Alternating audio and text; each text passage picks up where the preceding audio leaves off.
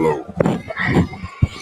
Good afternoon and welcome into another edition of the Lion Country Kia Goon and Ironhead show here from Quaker Steak Lube. We are on Facebook Live here and getting ready to go on the radio as well. We'll be on Sports Radio 98.7 The Fox in the State College area.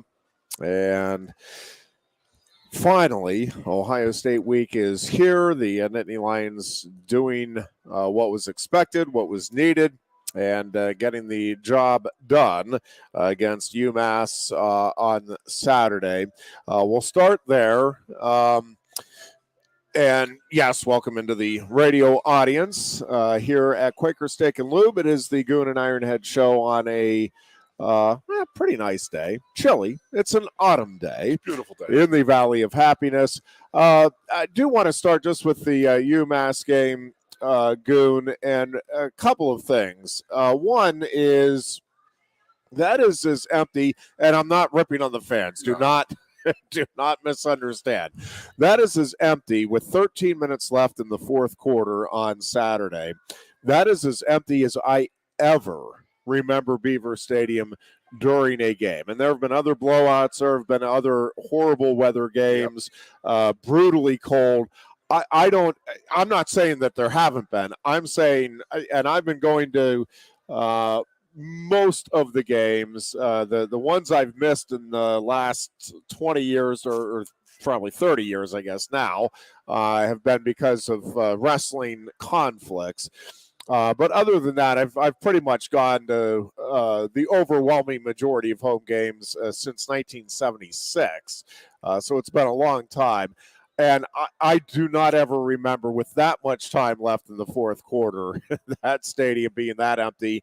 And I'm telling you, with about 3 minutes left, Goon, I think there were fewer than 5,000 in the stadium at that point. Game. With the actual fans. Yeah. It was a cold, miserable day, and the rain just. It was the rain and the wind. There was a just brutal combination. And obviously, the game was well in hand. Again, I'm not ripping on anybody. No. I don't ever remember that stadium being that empty. What about how many less students were there from the start? I mean, that was it's UMass, but it was a homecoming game. You figured, there was a lot of people I knew in town who brought their whole family, like a typical homecoming game, but they just didn't make it through the whole game. I mean, that was there was a game I think we had played. I was coaching, so it was either 5, 6. It was 6 or 7. Opening game of the year, I think it was very, very rainy, like an old squall, like an old hurricane ran up through here, and it rained, and it was just that constant rain the whole day, and it was just pain. I was okay. My buddy bought a Winnebago up, and then I wouldn't say that. I called it the EM50. So we had double slide outs. I mean, the thing was as big as my living room, and I'm like, what the hell? Called my wife, and I said she was not going to bring the dogs. I said, bring the dogs. We got a whole living room in here. And I bet there was about 15 people just sitting around standing in this tailgate area, dry as hell. My worst part of my day was walking 500 feet to get up into the suite. I had a suite pass this week. So speaking of dogs, living big time, baby. That is my biggest question out of Saturday's game: is how do you get a dog into the student section? How did that happen? Somebody had a dog in this. I didn't see this. Oh, did you not watch the game? No. Well, I was in the suite. I thought you were watching the game. I was in the suite, so I did not watch the game. I was watching the game from. Oh, did you not see? Could you not see the scoreboard? Oh my gosh! From where we are, gotcha. And where I sat. Yeah, so there was a dog that was featured throughout the second half in the stadium and on TV. And I don't know how you get a dog into the student and how section. They allowed it still. Even if it was on television or on a big screen, they didn't go and tell the person to get it out of there. Oh, that's well. No, they obviously knew. That's what I'm saying. It wasn't like a little dog. I mean, I'm gonna look this thing up. They knew. Yeah. So it was. I need somebody to find out how and why there was a dog in the student section. There's a lot going on in my life there, Jeffrey. I did not hear anything about it, but for Saturday's game. I am very interested. So Penn State again gets the job done, wins at 63-0, and now it's on to Indiana and the showdown with the Hoosiers. Now, first things first, you do listen. You cannot overlook. They're playing one of those Ohio State universities. It's an Ohio State University this week. I forget exactly which one. Not the. You cannot look past this game. But listen, Indiana is sitting there, Goon. Everybody is fired up coming into Beaver Stadium in just a couple of weeks. Your thoughts on the Hoosiers? Okay. We'll talk Ohio State. I just saw some breaking news come across the wire. The Eagles signed Julio Jones. There you go. If this was 2016, that'd be pretty jacked up. But, not a huge receiver for Jalen out there. I'm not complaining. It was, that was nothing more than a scrimmage. You know that. As you said last week, Penn State could actually name their points they want to score, and they wouldn't did it. But I talked last night on the Players Show. It was absolutely fantastic because it's the complementary defense, offense, and special teams is what they're doing right now. They're playing off of each other. The defense wants to shut everybody out. Special teams wants to get involved right there, and offense wants to get into making big plays happen. Got no complaints from Saturday. You got a lot of guys in there. I know they're starting online. They average about 35 to 40 snaps apiece. That's it. You talk about going into Ohio State pretty healthy and pretty fresh. That is the recipe for it. I don't know if it's James or Pat realizing, okay, we don't do that well coming out of bye weeks. So let's put a patsy out there. Throw the patsy out there, whoop them around a little bit, and then go play our biggest game of the year, rather than going from a bye week to last year playing Michigan. Yeah, and it does feel like a lot of things are lining up in Penn State's favor going into this game. One is I think at a couple of key spots, Penn State has an advantage. I think Penn State has, at this moment, the better quarterback. Does that guarantee that Aller outplays McCord on Saturday? Nope. Yep. And it's certainly not far-fetched to think that that the opposite could happen in this game. But I think Aller's decision-making, and McCord has not been bad this season by any stretch, but I think Aller's decision-making has been remarkable. Through 6 games, no interceptions is really impressive for a first-year starter at quarterback, no matter who you're playing. And again, I think Penn State has played a couple of pretty solid defenses in West Virginia and Illinois.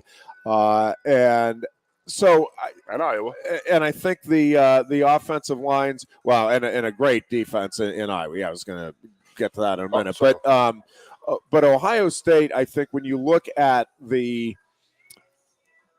it's interesting because I keep going back and forth on a couple of things.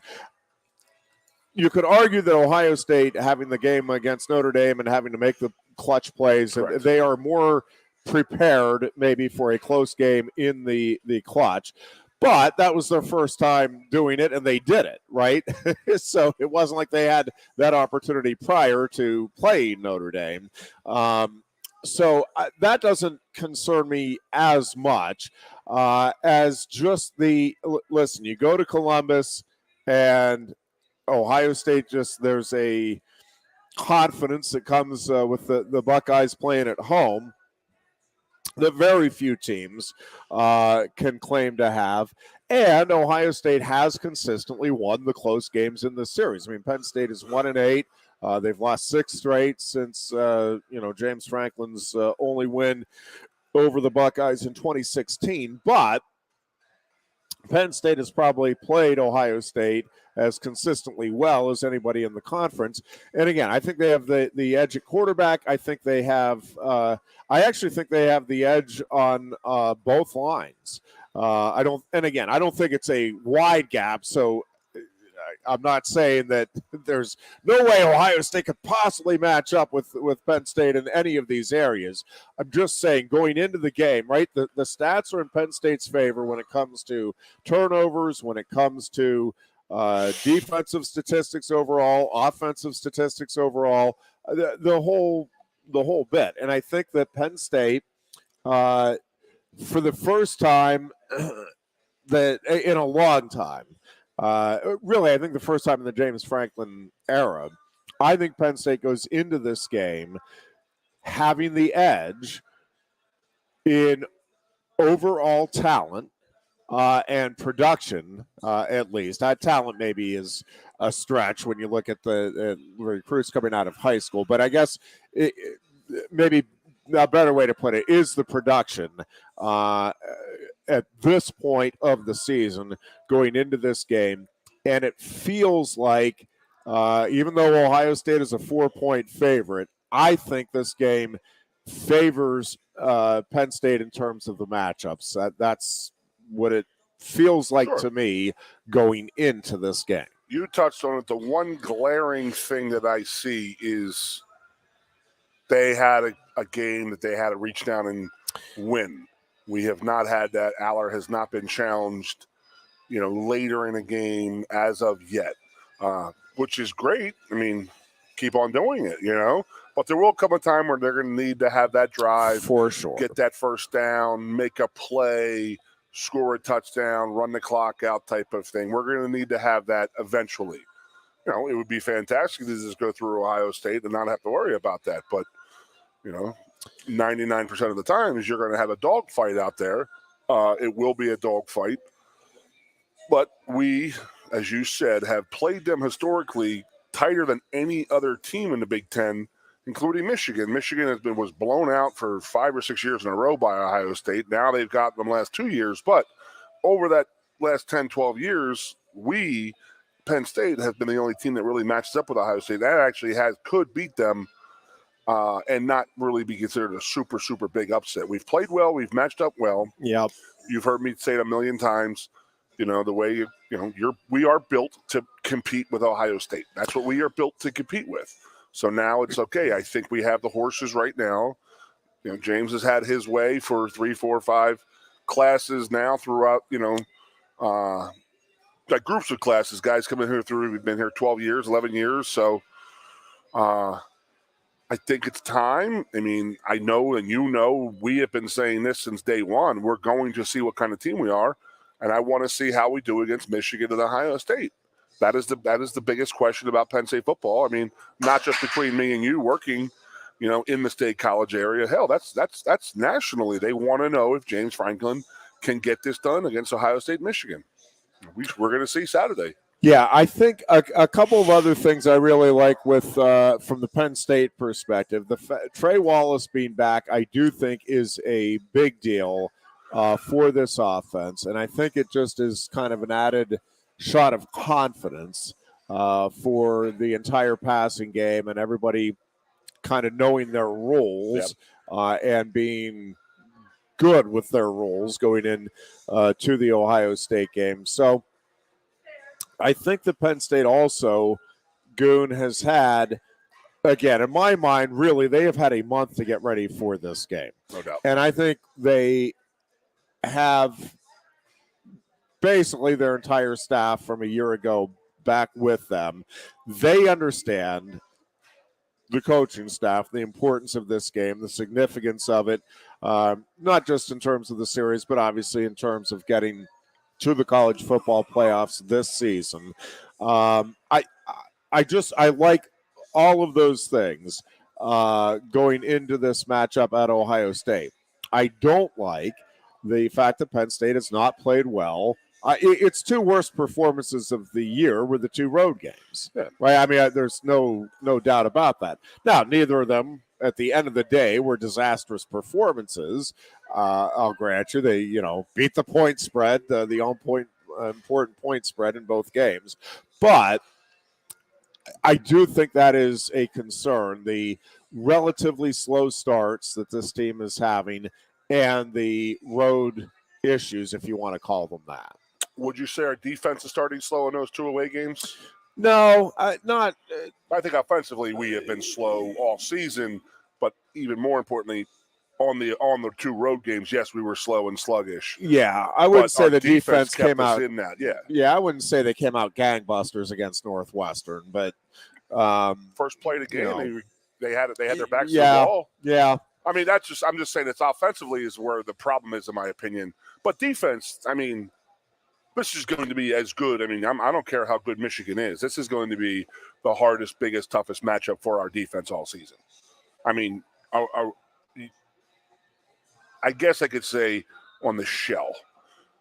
Michigan, I would say, is tougher to match up on the running game. But I'd say passing game, I think Ohio State, it's going to be as good as we're going to match up with all year. Yeah, I think that's going to be the most fun part of the game for fans to watch, because I do think you have an elite secondary against an elite wide receiving core in Penn State's secondary and Ohio State's receivers.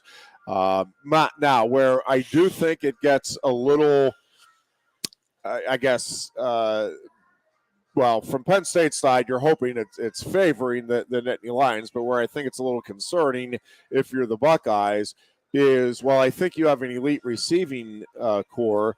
I don't think yet you have an elite quarterback. Now, could McCord play himself into one? Absolutely. Sure. But I think as we're sitting here today, right, I would not put him in the elite category in college football. And listen, again, I when I say this stuff, I quickly want to caution, because we have average quarterbacks, right, that go out and light the world on fire, and we have Caleb Williams go out and have a game like he had Saturday. The best of the best have off days, and the average have great nights. So could McCord go out and, with me saying I don't think he's elite, have a game where he's 25-30 and man rifling everything? Yeah, absolutely he could. But going into the game, right, I think you feel more confident about what Drew, and I'm saying objectively, if you're looking at it, you feel more comfortable about what Drew Aller can do right now at this stage of his career versus McCord and what he's doing with Ohio State. He has some studs at receiver, though. Oof, my Big time. Lord. They can run, dude. They can just flat out.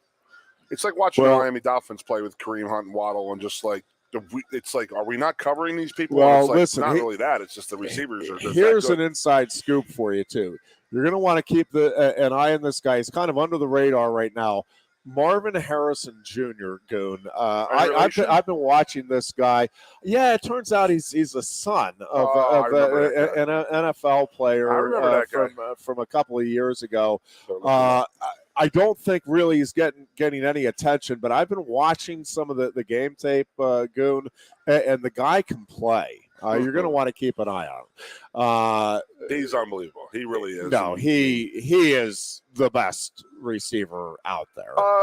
It's skill set wise. Cost of the national title game last year, him getting cheap shot and knocked out of that game, in my opinion. I really do believe that. Once that happened, they did not call targeting. He's out of the game. He did not have his best receiver to throw the ball to. Yeah. I just thought that just absolutely stunk. But I do have breaking news for you, Jeffrey. Yes, sir. More breaking news. The 15-year drought of the Goon in Columbus is going to end. What? I'm going out there. Oh, Goon. I'm going out. I'm not going to go in. So I don't have to walk around. Not going into the stadium. I don't have to walk around and see people from Ohio State where they can actually say stuff when I want to beat the tar out of them. Like I wanted to not going into the horseshoe. I'm not going to go into the horseshoe. Going to Columbus. I'm going to go to the Columbus, and we got a nice party tailgate bus out there. All right. We're going to tailgate. Those fans are so bad that my man has $1 million bus, a beautiful bus. He has this huge 10x20 Penn State tent. Big Penn State logo all over it and this and that. We can't bring the tent. Out of fear that they said he fears something will happen to his bus if there's a big Penn State tent on there and we're not there. And I said, oh, my God, that's unbelievable. What kind of Philadelphia people are these? But, yes, we do. This is not a lie. Our friend who we're meeting out there, he has an Ohio State 10x20 top that we will put on our Penn State tent. Oh, boy. So as to not bring any kind of tomfoolery to the big dog bus. So that's just bull crap to me, in my opinion. That's the reason I never went back there. I never wanted to go. So my 4 experiences with Ohio State in Columbus. Yeah. 1993, Big Daddy Dan Wilkinson just picked every one of us up and beat the living crap out of us one by one. It was a horrible game in a very, very wet, muddy environment. Fans were absolutely horrendous. Went out there in 06, Morelli threw 2 late pick sixes, and Joe had a little accident or 2. That was my recollection. I was on the sideline for that one. And then I went back out there as a fan in 2008. And as a fan in 2008, we had an Uber who dropped us off on the other side of the stadium from where we had to be. And we had to walk through Heine Gate. And that was with me, my wife, my girlfriend at the time, my now wife, 2 of her female friends, and like 3 older people. And we had to walk down the Heine Gate, the whole, what's their little bar section and fraternity section and crazy section outside the stadium, drinking and craziness going on. I have never been harassed so much. And I literally had 3 girls holding my hand because they were scared, physically scared of people yelling stuff at them and throwing stuff at them. And I'm like, this is complete bull. You know where I'm from. I'm a Philadelphia guy, Philadelphia area guy. They are my sports team. That is a horrible fan base at times and this and that. So I get it. And I swore to myself after we beat them that night, which was amazing, by the way, I said I would never go back to the horseshoe ever again after that experience we had out there. And I'm not the only one. I've talked to my friends, our buddy whose son plays at Michigan. He played at Illinois. They went there last year, 2 years ago, whenever. He said they've never been treated so physically bad, and just how bad they treated the women and yelled at the women and this and that. And at one point, I was squaring up with guys. I was ready to go. And there was definitely smarter people from the Ohio State section who were pulling their friends out, because you start making fun of, saying and stuff to my wife and her friends, I'm not just going to sit there and accept it. I turned away to the guy. I literally, if he was in my grasp, I would have ripped his freaking head off. No doubt about it. So there's a funny story to this. So one guy jumps in out of the crowd. He's like, yeah, Penn State side. Yeah, you fatty. Yeah. And I looked at him. I'm like, dude, you got a glass of Chablis in your hand. You're going to bust my chops. And he looks at the glass of Chablis. He literally had a wine glass. And he goes, dude, you got me. And he just walked away. And I said, okay, you were at least the smarter one of the Ohio State people. And it's just, I just don't get it. So I talked to Jeff Powers, the GM of the Lube here. He is a monster season ticket holder for the Pittsburgh Steelers. Absolutely loves them. Just loves them. Travels, been to a lot of different stadiums. He's going to the Rams game on Sunday out in L.A., but he said the worst 2 experiences in his life as a fan was as a Penn State fan at Ohio State, and as a Steelers fan in Cincinnati, Ohio. He says, I went to Cleveland and sat in the dog pen. And bro, he said, bro, I had the best time of my life. There was just like, we were all just like gathered. It was just like, hey, just common, just a bunch of dudes drinking, break each other's chops and this and that. He said Cincinnati, it was just like a whole different world. It was threatening. It was threatening women. It was just like, it didn't matter. They just wanted to go. And it was just like, wow. Like, that's just crazy to me. It's still a sport. It's still a game, man. But it's supposed to be. We're talking to a bunch. There's 16 of us going out on the bus, or 8 of us on the bus, and we're meeting a bunch of guys out there. Going to be absolutely insane. Just a great time. The noon game, yeah. The good thing about the noon game, if you're at home, is it does free up then the rest of the day to check out all the other action. And, hopefully if your team wins, it's a great feeling to have that in your hip pocket. And it's like, whatever else happens today, and nothing can ruin it. So it's a big if you get the win at the noon game when you're watching at home, it does have some benefit. Absolutely. But, I got this going on, but the Phillies going on. They play Friday night, so we're going to get out to Columbus. We're going to have a 6-hour tailgate on the way out there. That's just how, I don't know how it's going to happen, but we got the bus going out, so we're going to be partying this and that. Get off the bus, go have dinner, and then go watch the Phillies somewhere at 8 o'clock. And then Saturday is the game. Good news is the gates open at 5 o'clock in the morning in Columbus. There you go. Silver lining. Oh, the other thing about Ohio at that first game that I went to in 08. Yeah. 6, 7, 8. I coached 5, 6, 8. Yeah, so it was 8. Yes. we got to the tailgate we were finally getting to when we were with the people and stuff like that, and they were my female friends were holding my hand, literally shaking in fear. Got to a tailgate, and they said you can't drink alcohol in this parking lot. We were like, what? And he said, no, you're not allowed to tailgate here at the stadium, so you have to have it in a cup. And if you see a cop, just pretend like you're not drinking, and you're like, what is this? So they said, okay, by the way, there's 2 porta-johns here. The one on the right is the keg, and the one on the left is for the bathroom. So you wanted to go and get a beer, you had to go into a porta-john and pump a beer out of the keg. And I'm not lying to you, and our walk over there, I bet you we saw 50 cops, and they were physically talking to or writing up only Penn State fans. That's all I could see. If you had blue on that day, the cops were going to bust your chops about having beer. Meanwhile, there's 1,000 people walking around them with bottles of beer, champagne, wine, all of this stuff. And now I don't know what the rule was or is there, but it was just like the dumbest thing I think I've ever seen in my life. And it made me so pissed off. That's pretty bizarre. It infuriated me to the point where I put a 15-year banishment on it for myself. One of the things that can take care of that rage is a little round out on the golf course. The Penn State golf courses would be the place to do that. You can check out the driving range, the practice greens, of course, the golf shop. All wonderful places to stop on by. They will have a football watch party. They have a private event this weekend, but for the Maryland game on November 4th, there will be another watch party where they have trivia with drink and food specials going on, and that will be a lot of fun.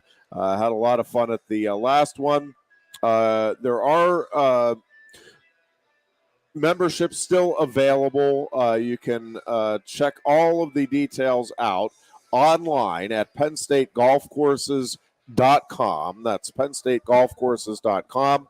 Or you can give them a call and reserve your tee time at 814-865-GOLF. That's 814-865-4653. We're happy to have the Penn State Golf Courses on as a sponsor. And again, a huge thank you to Quaker Steak and Lube here in State College, our home for the Goon and Ironhead show. Obviously, great food. The wing special is getting underway here just over a half hour from now, so you can come on down the all-you-can-eat wing buffet on Tuesdays starting at 4 o'clock.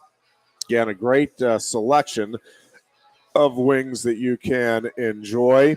And you can also, obviously, come down here, watch those Philadelphia Phillies in the National League Championship Series. Couple football games You're on looking tonight? for a place to watch the Penn State-Ohio State game on Saturday if you're in the area. Boy, this would be a fun place to come on down and watch it. Watch the rest of the college football action, watch the NFL action. Penguins will be in action tomorrow night against the Red Wings. Pens are starting to play some really good hockey after dropping that opener. It's been a fun couple of games. Yep, NHL season in Pittsburgh, Goon. I know. Still baseball just like I don't know what baseball season's like in Pittsburgh. I can't believe it's that way. But we do have hockey season in Pittsburgh. I cannot believe it's that way, Jeffrey. And we're hoping that it is a good one. The jury is still out on just how good this team could be this season. And Cowboys pulled it out last night, Goon. I was very sorry to see that. I had high hopes that the Chargers would help me out. And once again, they let me down. The Chargers just seem to be – they are almost the Michigan State of the NFL, right? Where they're like – you feel like they're – almost constantly on the brink. Now, Michigan State, not so much this year. But go back over the last couple of decades. You always feel like, man, Michigan State's right on the brink, and then they just never quite seem to really get over the hump. And there have been a couple exceptions. I get it. But I think the Chargers are Michigan State. And it feels like Justin Herbert may be heading down the Phillip Rivers route. Oh, my God, you're so right. Listen, that's exactly what it seems great like. Quarterback and good teams and just can't break through and be one of the elite. Man, I was rooting for the Chargers last night in such a big way, and very disappointed that they did not get the job done. But we will take a break here. When we come back, we'll talk some Philadelphia Phillies. Listen, I think they have a chance to win the National League Championship Series, Goon, but they have got to get the bats going. They've got to figure out a way to generate some offense, get some home runs or something. Hit the long ball or something. That would help. We will be back to talk about the Phillies in just a couple of minutes. Coast into fall with a new Kia from Lion Country Kia. Right now, get a 24 Kia Seltos for 5.25% APR for up to 48 months. A new Sportage plug-in hybrid at 0.9% APR. Check out our 23 Sorrento hybrid for as low as 4.5% APR. And don't forget, all 2023 and 2024 Kias come with a 10-year, 100,000-mile limited warranty. Stop in and meet with one of our sales experts today and coast into fall at Lion Country Kia. We want to see you in a Kia. Since retiring, I have spent my time searching the countryside for the hottest wings in America. I always seem to end up disappointed. You call these hot? Back off, Luigi. Mamma mia. Look hands it, busboy. Your wings suck! I knew I should have stuck with Quaker Steak's triple atomic wings. You think I'm tough enough? The Center Hall Farm Store has been serving Center County and beyond for well over a half century. A small family business, the Center Hall Farm Store specializes in animal nutrition and manufactures its feed fresh using local ingredients. Get the best in horse, cow, pig, chicken, and bird feeds. If you're not already a customer, stop in and see why so many of your neighbors are. The Center Hall Farm Store at 110 West Allison Street in Center Hall, or call us at 814-364-1393. Sioka Toyota of Williamsport invites you to stop in today or check us out online. We have the smart path to your next Toyota, like the all-new Crown, BZ4X, the all-new Grand Highlander, Corolla Cross Hybrids, Sequoias, and more. Over 100 new Toyotas here and on the way. Don't make a $1,000 mistake. Choose Sioka Toyota of Williamsport and see the Sioka dealership's difference. Buy or reserve yours today and see for yourself why Sioka Toyota is the only stop you need for your next new car. Sioka Toyota, it just feels right. Ready to be part of something bigger? Come pave the road to success at Glen O'Habaker and discover a career where your hard work and determination can build a bigger, better future. Our team believes we can build a stronger future together. Join us at Glen O'Habaker, where we value teamwork on the field and on the job. Go to GOHcareers.com to apply. GOHcareers.com. And best of luck to all the Center County sports teams all season long from everyone at Glen O'Habaker. The Goon and Ironhead. You are listening to the Lion Country Kia Goon and Ironhead show on Sports Radio 98.7 The Fox in the State College Center County area, and watching us on Facebook Live. It is Ohio State week. The excitement is growing, and I think the confidence in the Penn State fan base, despite the Nittany Lions being a 4-point underdog to the Buckeyes, is also growing substantially as we get closer to game time. Yeah. And it's a weird feeling to feel good about Penn State, like really good about Penn State's chances of winning in Columbus. But I think most fans are feeling that yep, this is a matchup we like. At least that's what we believe going into it here on Saturday. Have you ever felt it this deep? It's an honest question. Yeah, not really. And again, it's because I really do like the matchups. I also like the way this schedule is played out for Penn State. Yeah. And maybe I'm making too much of it, but I don't think so. I think this team having a month to, in essence, get ready for this game is significant. And you had the bye week, you had Northwestern, and listen, I get it. It's not that they've spent all 4 weeks. I don't think the players and coaches are all sitting there saying, all right, it's Ohio State, we got to get ready, and that everything they've done is solely with the Buckeyes in mind. But I do believe, And I don't think any of them would admit it. And even if they're doing it, do I think they should admit it? But I believe sometime each day over the last 4 weeks has been spent with the Ohio State game in mind and things that they want to make sure this team is doing. Now, some of it is, right, you want to be doing, period. Like, you want to make sure you're lining up properly, you are taking care of the football, all of the things that you talk about with winning football.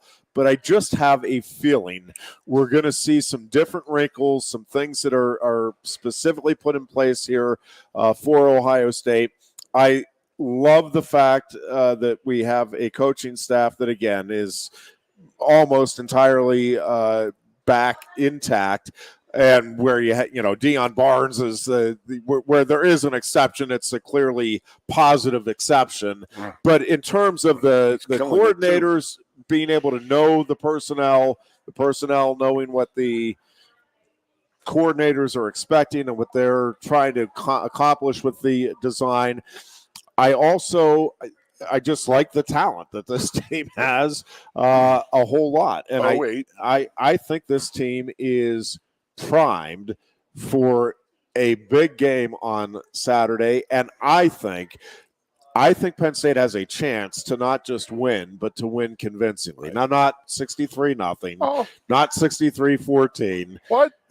But I do think, I really do, I think Penn State has a chance to go in there and have this thing in hand by the time they hit the midway point of the fourth quarter. 08, when we went out there, I was convinced that we were the much better team. And if we lost that game, I would have been big time upset, having known that team and worked with that team for 3 years. So that is as safe and secure as I've ever felt playing at Ohio State in a game. Now, we went out there in 07 with Morelli, in 06 with Anthony, and we had, it was coming off the Rose Bowl year. We beat them the year before. Thought we could have had a great year. It wasn't playing out as well. We didn't have as good a defense as we did in 05, yada, yada, yada. So, in the back of your head was like, okay, I still don't think we're matched up well with this team. They're much better than us. So winning there would have been an unbelievable, great win, but it wasn't expected. 08, I expected us to win. And I have a bigger, better feeling now this year than I did then. I really do. I'm telling you, I'm around these kids. I did a player show last night. The O-line guys there. Just if you get a chance, watch it. It's awesome. It's just O-line guys talking about food, football, life, all this stuff, and it's just perfect. But then I went downtown afterwards with my wife and some friends, and to see the Aeneas and Dawkins show, the Hawk and Dawk player show. Then the Hackenberg was in town. Brenneman was in town. Yeah. Bill Belton was in town. I went down there to see those guys, pay a little respect. And they had players there, and every one of them came up to me who'd been on my show, like saying, I'm like, hey, man, good luck this week. And they're like, yeah, man. You could see that they are ready to go. I'm telling you, they are chomping at the bit. It's like they were just like, yeah. And it wasn't like a cocky, arrogant attitude, which is nice to have, but it was like a cocksure attitude, like, we got this. We feel pretty good about it. I can tell that the kids do, and I feel fantastic about it. That's when I pulled the trigger and said, I'm going. I got to go. I got to go see this. I got Ohio State people who bust my chops all the time for not going out there, so I'm going to go out there. Just a great, I just can't wait for it. Well, there's a lot of things that I'm curious to see how they how it actually plays out, and if some of the things that I think will happen actually do happen. And we'll get into that in a little bit. I do want to turn back to your Philadelphia Phillies here, Goon, and talk about this postseason that they are putting together, and Bryce Harper with another home run, Castellanos with another home run, and Schwarber getting the whole thing started last night. But it does feel like, and Bryce Harper, 31st birthday, right? And he homered, but to get a couple of home runs. That was a lucky shot. Small bandbox park. I wasn't going to go out of most parks. In the bottom of the first. And just the electricity right now that is in that city, obviously, with this team. It feels, and listen, things can change in a heartbeat in post-game Sure. anything series, and certainly in baseball, you get, a hot bats can go cold in a hurry, and vice versa. So, not saying by any stretch the series is over, but boy, does it feel at the moment, Goon, like this team is just kind of destined now. They're playing to off the get, crowd. at least get to the World Series. That crowd is just absolutely bonkers right now for them, and they're playing off of it so well. Pitching, hitting, everything about it is just like it's insane. Now, with that being said, the Phillies went to a 3-game or a 5-game series with the Braves last week. Huge Game 1 win down there. Fantastic. You got to get a split in that. You got to have a chance to close it at home. You can get a split at home on the road to open a series. Yep. So that is where Arizona is out for tonight. Sure. If they get the win tonight, it is even. They have the they now control their own destiny type of thing. So the Phillies got to be aware of that and prepare for that. And I think that they will. I think the Coach Thompson, he's got a real good feel for the team and everything about it. But you were an innocent bystander watching that game, right? A lot of Philadelphia people are complaining about the announcers being very anti-Philadelphia. And I'm like, you have a New York Met and a Atlanta Brave in the box. Where are they supposed to show allegiance to Philadelphia at all? I mean, of course they're going to downgrade him and talk smack about him. I mean, of course they are. I mean, Ron Darling, what else is he going to do? He sounds like James Woods, for God's sake. So, with that said, it was just fun, and they're playing off of each other so well, so great. The pitching, this is the other thing, is that the pitcher last night from the Arizona Diamondbacks, they were like, oh, it's his third start already, Game 7. And I'm like, Wheeler's the same way. Like, what? Like, why do you say that about one guy and not the other guy? It's like a little bit beyond me. That's a fair. They play better. Philadelphia people play better when they think that people are against them. No one likes us. We don't care type of attitude. Harper is, I'm telling you, Jeff, I've not seen it since like Little League Baseball. When it's like, okay, we got to get little Jimmy up the bat. We got to get him up the bat. He's going to get a hit for us. He's going to just got to get on base, give him some runs to drive in. And then Harper's that guy. It's like you're doing this in Major League Baseball playoffs, and it's like we need a hit, he gets a hit. We need a home run, he gets a freaking home run. It's absolutely unbelievable. But Schwarber just taking the first pitch of just turning the lights up and just absolutely, the place went absolutely ballistic. Before the guy got even done, and there was 6 pitch, it was already 2-0 with Harper hitting a home run. A little home run. It wasn't that far. Yeah, just got over. Swooped over the fence by my several. Felt like 100 feet, but anyways. But the crowd was great. And Arizona, I mean, this series is so far from over. They got to win tonight. That's the thing. I mean, they're playing well, very, very well. Texas is absolutely just wow. Yeah, I will didn't see that one coming. I am all in on the Rangers. I just do not want the Astros, and you can say it's ridiculous. I just don't. They're hard to like. Yes, I do not like them, and I get that most of the guys that were involved in the scandal have moved on. I get it all. Altuve's still there. That's all I got to talk about. Yeah. I just don't like, I don't know. I just don't like you a Dusty guy? The organization.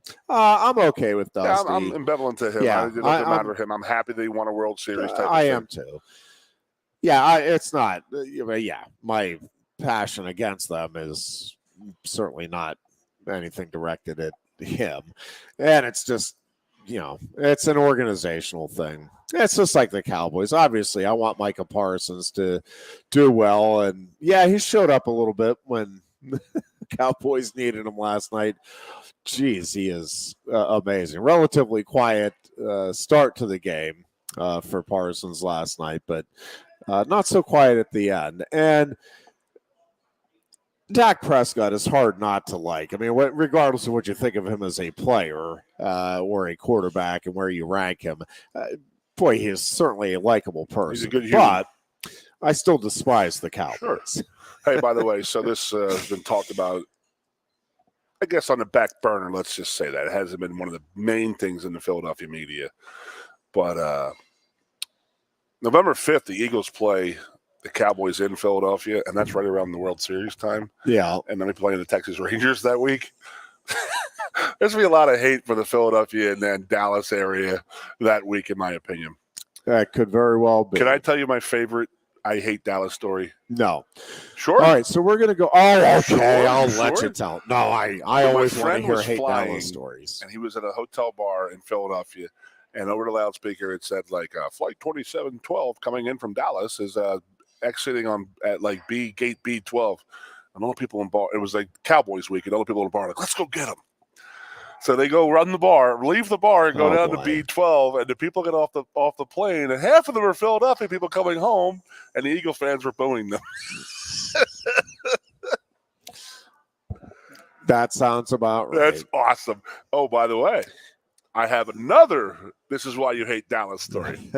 I asked my grandfather when I was a little kid. I think it was the '81 NFC title game. Wilbur Montgomery ran the big play, and but the Eagles wanted to go to the Super Bowl. I said, Pop, why do you hate the Dallas Cowboys so much? And he goes, they killed Kennedy. And I said, okay, well, Dallas killed Kennedy, so I remember that as a little like 8-year-old kid, 7-year-old kid. But I remember that like it was yesterday. They killed Kennedy. Irish Catholic from Philadelphia.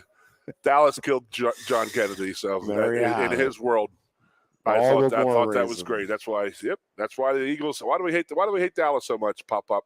Because they killed Kennedy. There you have it. There you go. See, that's where the Philadelphia fans come from. What else do you need, baby? There's some funny stuff, though. Penn State did announce the hiring of the firms that are going to be in charge of the stadium renovation. It is going to be interesting, Goon. This will be basically a 2.5-year project. Now, This will start January of 2025. So this will be after next season is when this will start, this project. And it will go through all of the 2025 and 2026 seasons. Different components to it. They'll be putting in more suites. They're making some renovations. Have they had a rendition of it yet? I have not seen one. I have not seen one. I'm guessing they must have it, or maybe they're in the process of finalizing that. But they do have to do some things for the accessibility, and that has been a real sore point for a lot of people. And Penn State has not done press box. Good Do you job. go in regular, or is there a media entrance? There's a media entrance. Okay. It's actually right next to the ADA. It's one up or down, however you want to call it, from the ADA entrance. So it's under, obviously under the press box there. It's as you're looking at the press box from like below it, it would be the far left middle entrance that you go in. But you don't really you've never had a real problem getting in and out. No. It is the common regular people and stuff like that. I haven't sat in the stands in I don't know how long. I think I watched one of Bill O'Brien's games from I think it was in the Wisconsin or Nebraska game. I think it was one of the games. But I remember having to go in there. But I was in the not the student section, but the players section. So that was a little easier to get into. So the problem is getting in and out to the upper levels. Well, yes, I think accommodating disabled folks has been a real issue for Penn State as well. I'm curious to see what some of the amenities they keep kind of more vaguely talking about amenities and upgrades. Now, they are saying they're going to upgrade the restrooms and the concessions, and they both need it. And paging Rec Hall, anybody want to approach those same topics with Rec Hall? That'd be wonderful. Sooner the better. Yes. Is it? So I think that it'll be interesting to see exactly what the enhancements and improvements are and what this looks like. Everything will be done. They are saying, at least is projected to be completed before the 2027 campaign begins. So we know of a couple things. Yeah. That is the new press box. Yeah, well, or they're going to renovate it, they're going to blow it out. I'm not 100% sure on that. Okay. It'll that be would a just be interesting how they're press going to do it box. through the one season. Because there's going to be one season of it being interrupted, right? No, No, it'll be 25 2 and seasons. 26, yeah. Correct. Crap. Yeah. So it's just a wonder how they're going to do the press box and how they're going to update all of this stuff and what's going to be. Are they going to lose 10, 20,000 seats? And they are supposedly part of this is going to involve the internet and the cell phone technology is at least supposedly part of what is going to be improved here, which I mean, it can't possibly be any worse on game day. I mean, Jeff, how hard is it? Any improvement would be. Do we not have a wireless noted. partner at Penn State? They do. I don't know. I mean, I don't know enough about it. Just drive a truck up with the bandwidth or whatever. I know the DirecTV folks, and this is not. I am not ripping on them. I'm just the opposite. But the DirecTV folks were up there for I forget. It was one of the games that was, maybe it was Iowa. It must have been Iowa because it was during the day and it was raining. Yep. And they had a truck set up there and they were trying to get people to sign up for DirecTV and they wanted to showcase the DirecTV on the screens.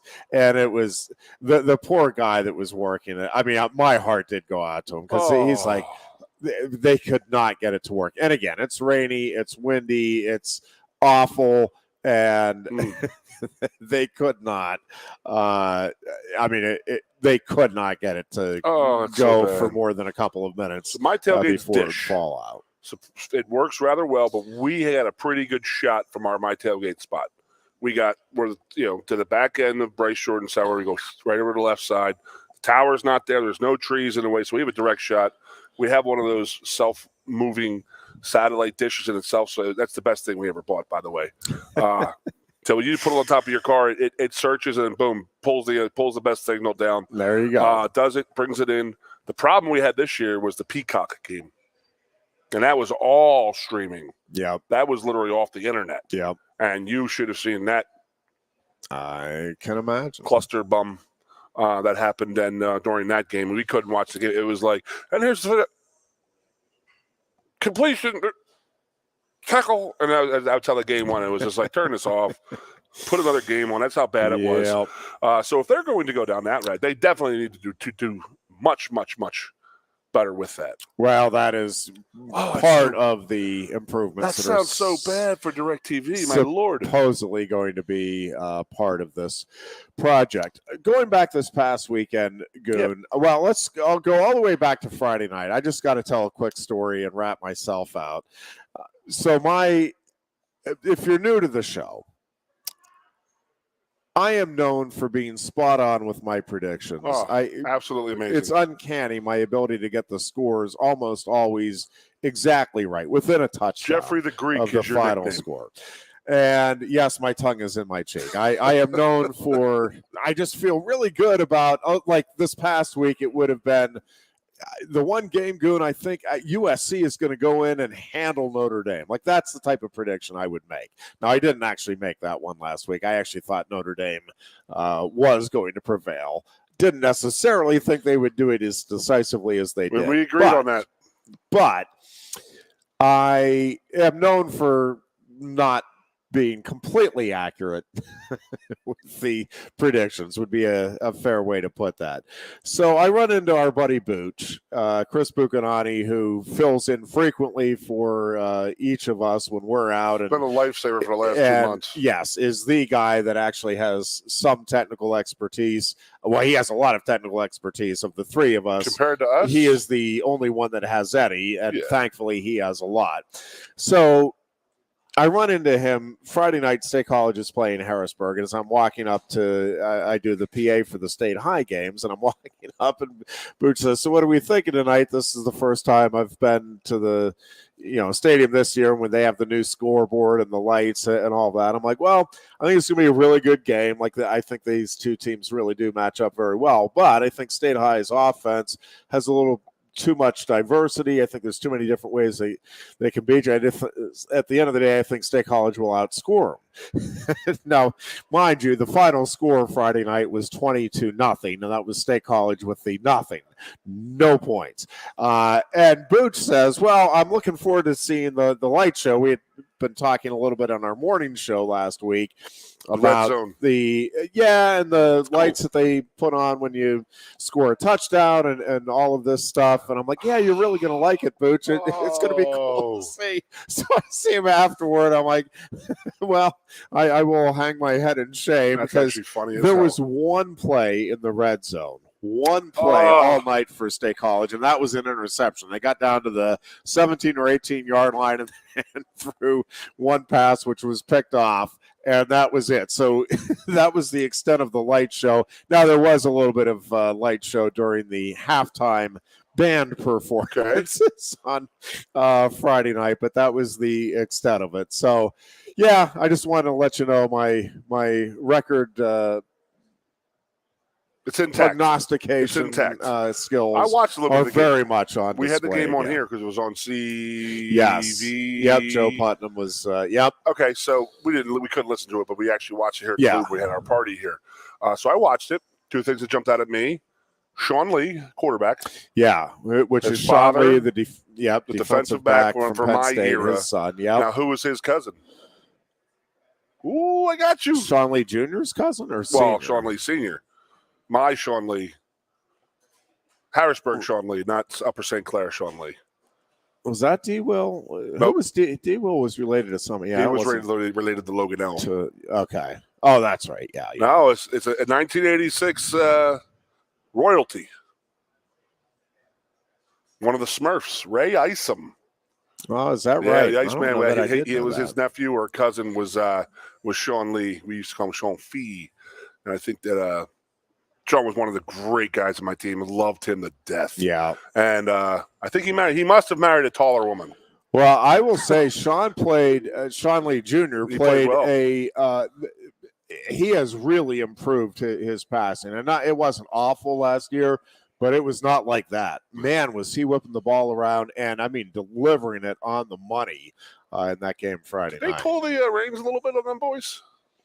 Did they pull the reins back a little bit? Because it could have gotten ugly, I thought, after being 7-0 and quick. I don't think so. I think they were trying to milk the clock a bit and let's get out of here with a W, because getting a win over State College is no easy task. At State College. Yeah, I think they were trying to play smart football. Now, you said that State High won the regular season last year, but then lost the playoff. Correct. So you need to remedy that and fix that this year. Yeah, and I think and it was one of those nights. I thought of you, Good, and you telling the story about I forget what game it was where you said when you were coaching, and Paterno says, "Yeah, you're just gonna have days like this where it doesn't Notre Dame doesn't work," and it just felt like it was just one of those nights. And all credit to Harrisburg. I mean, Harrisburg earned the win and had a lot to do with it, no question.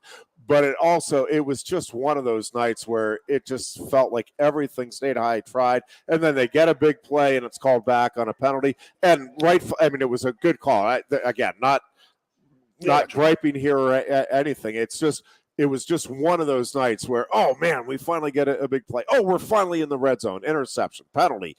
It just, no matter what they did, it just seemed that either Harrisburg had an answer or there was a mistake that erased any positive feeling that you had on a given play. And it was just, just one of those nights, I think, for State College. And listen, again, there's no question. Harrisburg is really good. I will say they have a couple of guys. They have a sophomore defensive end, 6'5", 250, 74, who was just a beast on Friday night. Really, really tough matchup, and I'm still trying to figure out how he could only be a sophomore, because initially we're watching him. I'm like, well, what school is he going to next year? Like, no, he's a sophomore.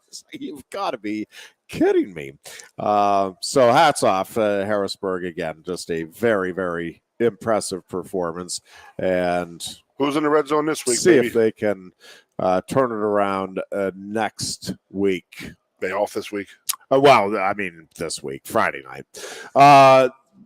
Yeah, we've got 4 games on the schedule. Phillipsburg Osceola has another Saturday game, so we do have a full slate of games with the other 4 county teams. I know State High is at Cumberland Valley. Oh my gosh, I'm going to blank on a couple of these here, but Bellefonte, Bald Eagle area, Penns Valley. We have coverage of all of those games. I know Penns Valley's at Tyrone, and that should be a good one. I think Bald Eagle area is at Bellwood Annis, if I'm remembering right, and I might not be.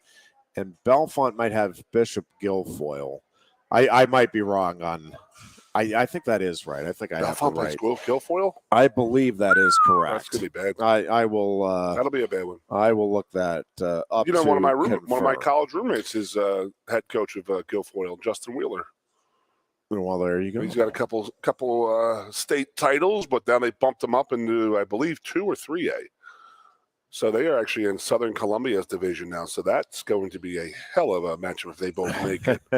Now, my question: you said Osceola Phillipsburg has a game Saturday. Do you? Yeah, continue? I'm wrong. Bellefonte has Huntington. Okay, that actually should be a good game. Huntington, I think, is 1-7. That game will be at Huntington, but Bellefonte's 0-8. Do you have the Center County Red Zone on Saturday for Phillipsburg Osceola, or we don't? You got Penn State games or other games on? Yeah, but it's just Friday night. Oh, yeah, do they play like the big Sunday game, the big Saturday noon game on the Fox, or do they stay all straight radio talk show? Like, will they have Penn State Ohio State game on because it's on Fox? No. Okay. No, it'll be Fox Sports will kind of bounce from around the college football world. That's a nice little hookup. We'll take a break here. You're listening in the Center County area to Sports Radio 98.7 The Fox. That's WFSX, Pleasant Gap State College. And, of course, we appreciate you tuning in on Facebook Live as well. Take a break here, and we are back with more of our Tuesday edition of the Lion Country Kia Goon and Ironhead Show in just a couple of minutes. Coast into fall with a new Kia from Lion Country Kia. Right now, get a 24 Kia Seltos for 5.25% APR for up to 48 months. A new Sportage plug-in hybrid at 0.9% APR. Check out our 23 Sorrento hybrid for as low as 4.5% APR. And don't forget, all 2023 and 2024 Kias come with a 10-year, 100,000-mile limited warranty. Stop in and meet with one of our sales experts today and coast into fall at Lion Country Kia. We want to see you in a Kia. Since retiring, I have spent my time searching the countryside for the hottest wings in America. I always seem to end up disappointed. You call these hot? Back off, Luigi. Mamma mia. Look, hands it, busboy. Your wings suck! I knew I should have stuck with Quaker Steak's triple atomic wings. You think I'm tough enough? The Center Hall Farm Store has been serving Center County and beyond for well over a half century. A small family business, the Center Hall Farm Store specializes in animal nutrition and manufactures its feed fresh using local ingredients. Get the best in horse, cow, pig, chicken, and bird feeds. If you're not already a customer, stop in and see why so many of your neighbors are. The Center Hall Farm Store at 110 West Allison Street in Center Hall, or call us at 814-364-1393. Sioka Toyota of Williamsport invites you to stop in today or check us out online. We have the smart path to your next Toyota, like the all-new Crown, BZ4X, the all-new Grand Highlander, Corolla Cross Hybrids, Sequoias, and more. Over 100 new Toyotas here and on the way. Don't make a $1,000 mistake. Choose Sioka Toyota of Williamsport and see the Sioka dealership's difference. Buy or reserve yours today and see for yourself why Sioka Toyota is the only stop you need for your next new car. Sioka Toyota, it just feels right. Ready to be part of something bigger? Come pave the road to success at Glen O'Habaker and discover a career where your hard work and determination can build a bigger, better future. Our team believes we can build a stronger future together. Join us at Glen O'Habaker, where we value teamwork on the field and on the job. Go to GOHcareers.com to apply. GOHcareers.com. And best of luck to all the Center County sports teams all season long from everyone at Glen O'Habaker. The Goon and Ironhead. And we welcome you back to the Lion Country Kia Goon and Ironhead show here at Quaker Steak and Lube in State College. Our thanks to Quaker Steak and Lube and also to Lion Country Kia, Sioka Motors, and the Penn State golf courses. And we get ready real quickly. The Center County Red Zone schedule for Friday night. State College at Cumberland Valley, Bellefonte at Huntington, Penns Valley at Tyrone, and Bald Eagle area at Bellwood Annis. Phillipsburg Osceola who has Bishop Guilfoyle. That'll be on Saturday night, 7 o'clock kickoff for that game. Nice. And going back to Penn State, Ohio State, Goon, of course, that is the focus of the week here. And just want to talk a little bit about a couple of other positives here, I think, for Penn State going into the game. The Daquan Hardy returning the 2 punts on Saturday really is unbelievable, Goon. And it's like all of a sudden now you have this newfound weapon, and it'll be interesting to see how much what he can do on Saturday against Ohio State and kind of what the Buckeyes' approach now is with the punt game. You have a guy who's never returned punts before, and he breaks off a couple of touchdowns. And I get it, it's UMass, fine, but 2 punt returns for touchdowns in your first game returning punts. Like, that's pretty remarkable stuff. Stuff you used to do, Aaron. Well, yes, back in the day. Yeah, absolutely. Jeff, we need a punt returner. It's fantastic. So he had never done it in a game. He's done it, obviously, in practice and past and stuff like that. I mean, those are the things that just add up and when you're playing in those type of games. And that, again, you there was no penalties on those plays. That's good. It's amazing. You know what I mean? Yeah. I think this team is playing very, very well right now, but we've played very, very well before in the past and gone out to Ohio State and crap the bed a little bit. That is not uncommon for us to do that in years past. So there's a lot of stuff that we got to worry about this week. There's absolutely no doubt. But, I mean, getting that special team thing in there, I mean, just imagine the work that they got to put in, Ohio State has to put in with, hammering their guys about – okay, punt return, punt coverage. We got to really stay in your lanes, do this, do that. You're taking a lot of time away from their practice and, putting it towards something else. Yep. Complimentary football, baby. Complimentary football. And so here's the couple of things that I'm looking forward to seeing what Penn State does and how Penn State does it.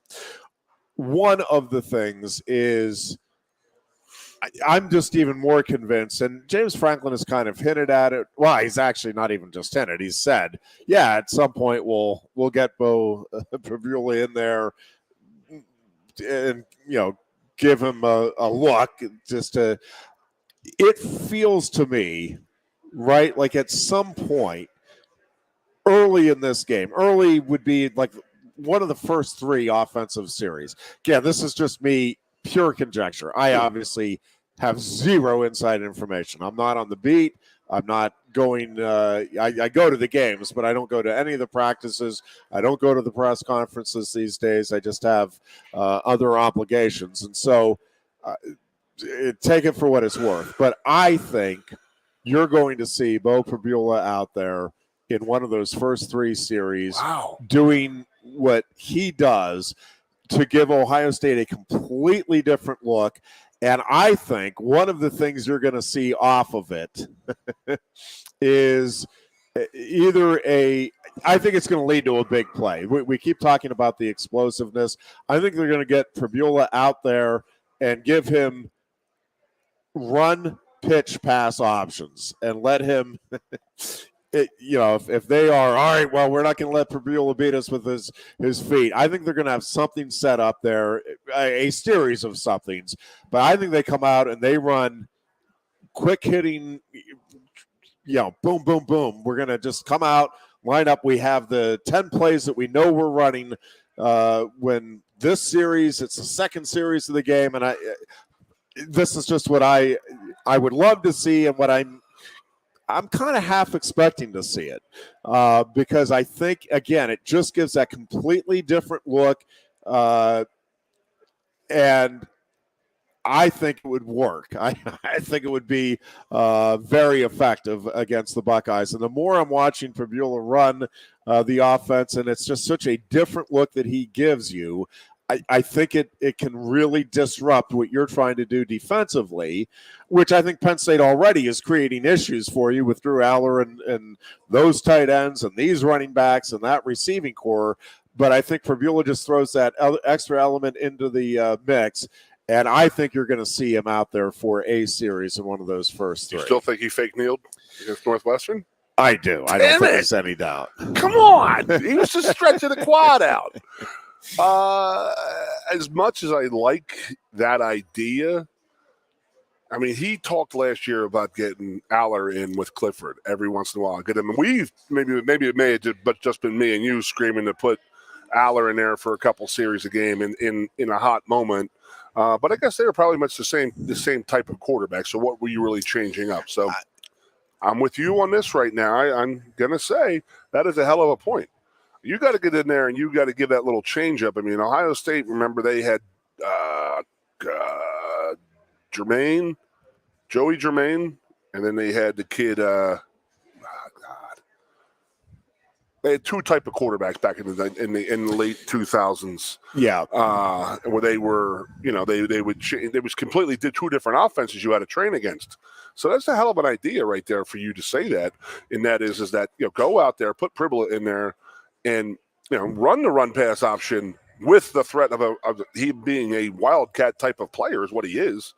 That would be great. That's a hell of an idea. Just to screw Ohio State just a little bit up, and that would be all you're asking them to do. And I think they've been doing a lot of things to try to set things up for this Ohio State game. I think you'll see Aller doing a little more running in this game. And I don't mean necessarily – you might see him running upfield too, but I think more off of that. They've been doing a lot of that where he, carries that handoff out, extends his arms, and he is almost always, if not always, handing the ball off, and then he carries out the fake.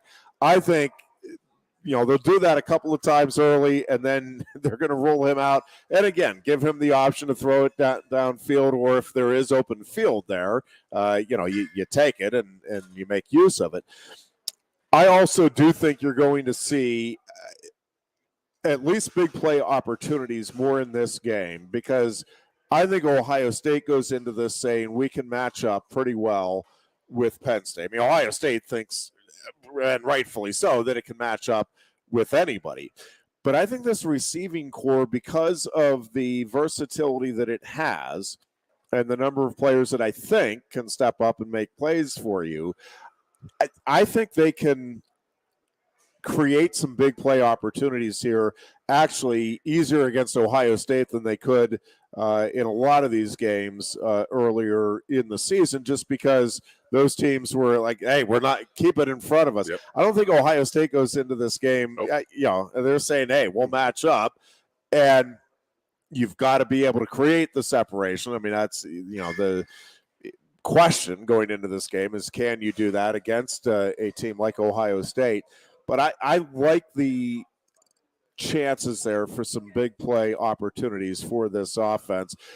I also think you're going to see, and we've been seeing it, but I think you're going to see the tight ends have an absolutely fantastic day against the Buckeyes. You just hit it on the head a little bit you just touched on it, and that is Ohio State's not going to go out there and say, okay, we got to stop the run here. We're going to put 8 men in the box. No, they're too proud. They're going to sit there and say, we match up with these guys so well, we're just going to run our straight base defense and make them beat us. And that's what they do. That's what Michigan's going to do. It's what great teams. It's what we do. Sure. We're not going to sit there and say, well, Ohio State's not going to pass on us. We're going to sit back in an 8-man shell because they'll run the ball all over us. You put your 7 in a box versus their 7 in a box and against our guys, and we got to be able to run the ball.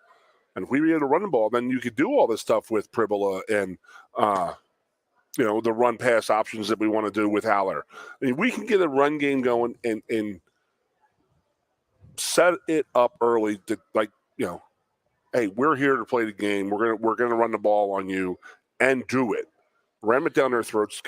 Get some dominance going out there. I mean, we're not going to sit there and. But I think this is a 45-0. I think this is a game where they may use the pass to set up the run. Oh, well, I think they may come out and, again, when you have 2 tight ends that can catch the ball the way these guys can, I think you come out with a short passing game early. Like, I would do some play actions on first down. And, again, not necessarily looking for the home run ball, but trying to get, the 5 to 10 yard passes downfield, see if you can create a little separation and create some yards after catch. And then you come back and see if you can start, because that does help open up. Now the defense isn't crashing as soon as they see the, football going toward a running back. It's like, oh, wait a second, we got to wait and make sure. And that's, I think, where then you can create some opportunities in the run game. I thought one of the most impressive things, and again, I get that it's UMass and all of that, but man, did Katron Allen run hard and carry people with him. I do think this team is, I'm just trying to think back, I think this is the best short yardage team that James Franklin has had, meaning if they are in a 3rd or 4th and 1 and they have to grind out that yard, even against an Ohio State and even against a Michigan, I'm not saying I'm overly confident that they would do it against Michigan, but I have much more faith this year than I've had, I think, in any season, certainly in the last 10 at Penn State, that, yeah, you need a yard with, in particular, Katron Allen. It's not to say Singleton wouldn't get it either, or for that matter, any of the, top 4 running backs. Trey Potts or Tank is certainly, I think, capable of getting you a yard when you need it too. But I think I like the dynamics of this offense. The other thing that I want to really I'm really excited to see is how Penn State approaches this thing defensively and the different looks that the Nittany Lions give. I think Manny Diaz is going to be in his element on Saturday, because I think this defense can present so many different looks, Goon, and so many different challenges. And listen, Ohio State, obviously, very good offense, very balanced, traditional spread offense, and they know what they're doing, and they know how to work with the first-year quarterback to put him into positions to be successful. But I don't think, no disrespect to Notre Dame, I don't think Ohio State has seen a defense that can beat you as many different ways as this Penn State team can. Yeah. And I think you're going to get a lot of different looks and a lot of different guys being used in different ways depending on, down, yards, and just a feel for the game. I am really excited just to see what it is Penn State draws up. Now, I expect going into this game that Ohio State is going to have some big plays or a big drive. I just think over the course of 4 quarters, with the talent that team has on offense, that's going to happen. But I also think Penn State is going to create enough confusion and enough problems that there will be some free and outs. And, yep, I think there will be some turnovers. And Penn State, to this point in the season is plus 10 in the turnover category. And I think Ohio State is plus 2. If I'm not mistaken. I'm trying to, somewhere I had that written down, but I think it's Ohio State's plus 2, Penn State's plus 10. Now, throw that stuff out. Any one game, there's no guarantee, but I do think there's a reason for it with Penn State, and I think it has a lot to do with Drew Aller's decision-making and a lot to do with the defense's ability to create chaos and havoc on opposing offenses. I mean, the one thing I know defensively we need to be prepared for, and that was the what would you call it? The blueprint that Michigan gave everybody last year, and that was run at the teeth of their defense because they're not big enough to match up with a pounding offensive team. And Ohio State may come out and say, "Hey, let's go. We're gonna pound this thing out today, and we better be ready to go on the inside. Our 2 down tackles and interior linebackers better be ready to go because that might be a route that they want to go." And that's okay. Yeah. Michigan ran for 423 on Penn State last year. They have very similar players. They're a little bit heavier. Have they improved that much? Let's attack them there. So we shall see what will go on there. We know that they have the wide receiver ability. They can throw the ball. They have great wide receivers. Is McCord a great quarterback? We don't know as of yet. But, yeah, they can run the damn ball. I know that they're down a couple running backs at that, but it's Ohio State, so they're just like Penn State. Their 4th-string guy is as good as many Mac and lesser-known Big Ten team running number ones. We have Trey Potts as a 3 or 4 right now. Yeah. That's unbelievable. He's a great player. No doubt. Yeah, so, people are sitting there saying, well, Ohio State's down a couple running. Okay, I get that, but they're still Ohio State. They still have mucho depth at running back. Yeah, but Penn State should be able to should be able to. They better prove that they can stop that run up the middle. Well, and they need to win the run game, right? At the end of the day, obviously the turnover stat is always a big one when you're talking about these types of games. But I think one of the other reasons I really like Penn State, trying to look at this objectively as I can, is the Penn State's ability to consistently drive the ball over the course of the season. I know, the downside of that is there's been the lack of explosive plays, but if you can sustain 3 or 4 drives against Ohio State, and then it'll all have to be scoring drives, right? If you can flip the field position a couple of times and score, finish off with touchdowns a couple of times, and then you put yourself in great position to win the game.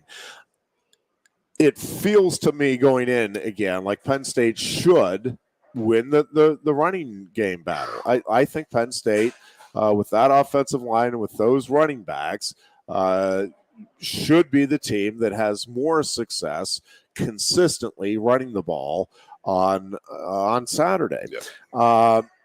And one of the things that Penn State has done really well this year toward that end, and again, you can argue lack of explosive plays into this, but Penn State has 27 red zone touchdowns already this season. We are 6 games in. That is 4.5 touchdowns, over 4.5 touchdowns a game that Penn State is scoring in the red zone. That is a remarkable number at this stage of the year. Yes, it is. It's great. But what drives me absolutely nuts is that, they're like, what about the explosive plays? I'm like, I don't care. If it takes 14 plays to get in, you dominate that line of scrimmage. You dominate that game. Yeah, I think you are going to need some explosive plays. Those are game changers. Those are momentum swings. And those are plays that Penn State has consistently had under James Franklin, and they have not been there this year. Is that a first-world problem, not having explosive plays but scoring on longer drives? Yeah, I will say that to go back to the hullabaloo, if you will, with the one question last week of James Franklin, is, I don't think you need to force it, right? And if the other team is giving you the underneath stuff, and you can hit it, and you're consistently driving, and you're not having penalties. Like, the hard thing about putting together long drives is it is hard to not make a mistake at some point, whether it's you jump off sides, you have false start, turnover. You have, whatever it may be. Now, Penn State, to its credit, again, has not turned the ball over very often at all. I think 3 and all 3 fumbles to this point in the season. And Penn State, again, has been very good at not just driving the ball down, but finishing it off. Again, 27 red zone touchdowns, and I think that's in 30 was it 31 or 32 33 trips to the red zone, 27 touchdowns, 4 field goals, so only twice, and again 33 trips to the red zone through 6 games is just an unbelievably high number. I mean, to be in the red zone 5.5 times a game, even if there's a UMass in there, that is just an astounding number in and of itself. And the fact that you're finishing off those drives, again, 27 ended in touchdowns, 4 in field goals, and 2 you didn't score on. That's a very high rate of efficiency in the red zone, just by comparison. Really real trying quick. to think of those 2. Do we recall Ohio those State 2 missed field goals. 23 trips to the red zone for Ohio State, 23. Ohio State with 14 touchdowns, 5 field goals, and 4 times they walked away with no points. So, again,